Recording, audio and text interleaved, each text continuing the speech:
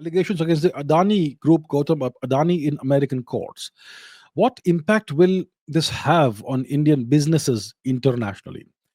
Okay, so the some low ranking court, low level court in the US has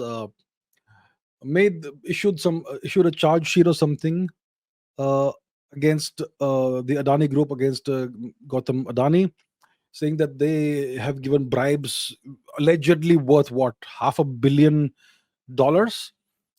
uh, to government organizations, or arms of the organs of the government in India. So the American court is saying that allegedly they are making the allegation that the Adani group gave bribes in India to various Indian government organs.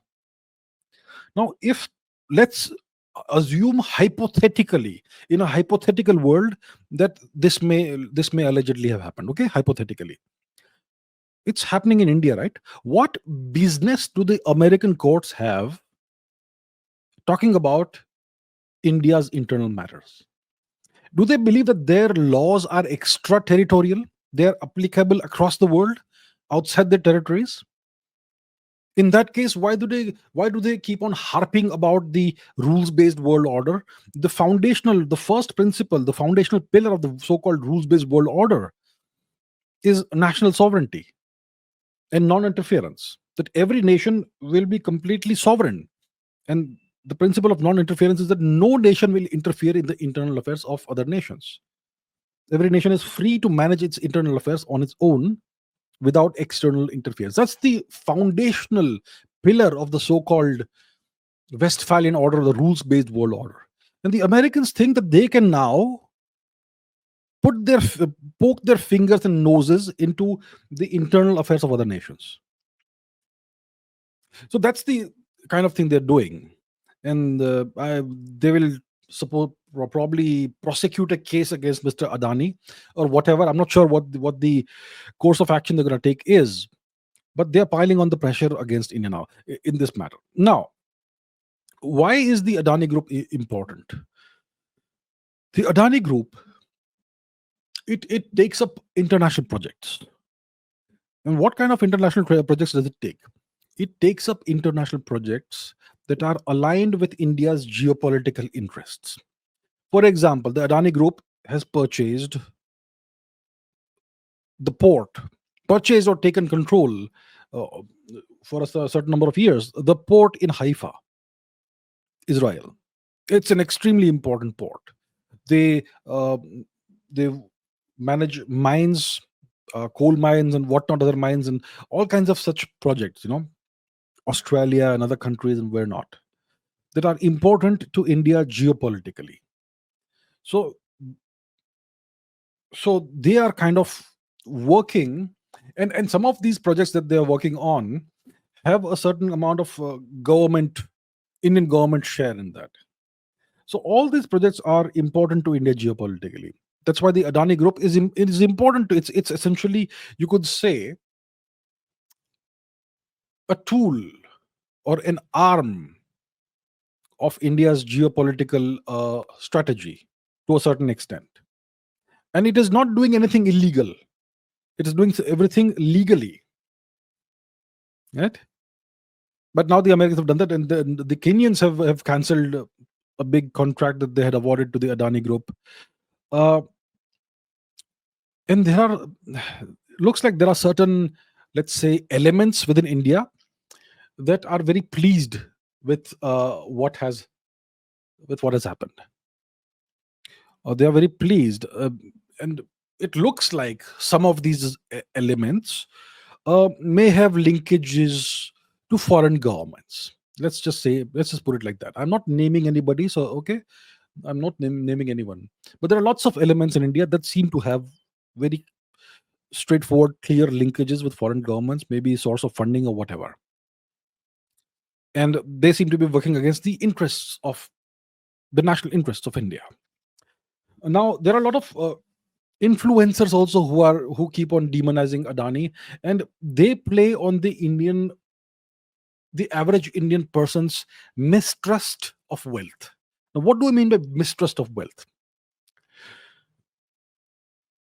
In the 20th century, after 1947, the various regimes like the Nehruvian regime, etc., they imposed a very strictly socialistic form of government in India. The economic model was Fabian socialism. It was almost impossible to start a business in India. You had to get hundreds of approvals, and you had to negotiate all kinds of red tape.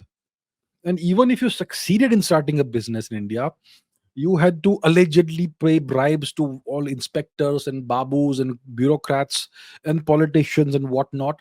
And the effect of that was that it was impossible to run a business profitably unless you were fortunate enough to have very high level connections, in which case you would pay off your high level connections and they would allow you to make a profit in a win win kind of scenario. And these fortunate few who had the high level connections, they would go ahead and prosper, and they would treat their workers very poorly. In those days, it was very very hard to gain employment in India. So if you were a worker in one of these factories or mills or whatever, then it was, you would see that as a great blessing. And even if you are paid a pittance, you would do your best to hang on to the job, because otherwise you will be on the street. So they would exploit the workers terribly.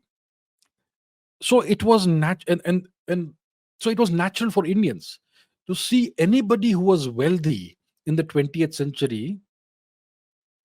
It was natural for Indians to see them as probably being crooked. So if someone was wealthy, you would say, ah, this guy must be indulging in some kind of skullduggery or some kind of corrupt activities. So, and therefore, so the overall thing was that it was impossible for a common honest person to become even middle class in India. Okay, you would at best be lower middle class. And then you would have bureaucrats who would be doing government jobs and who would have all this wealth, bungalows and cars and whatnot.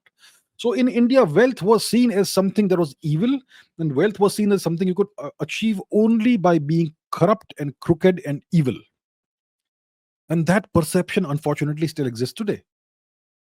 Now, today things have changed. Today it is possible for people to become wealthy without indulging in corruption.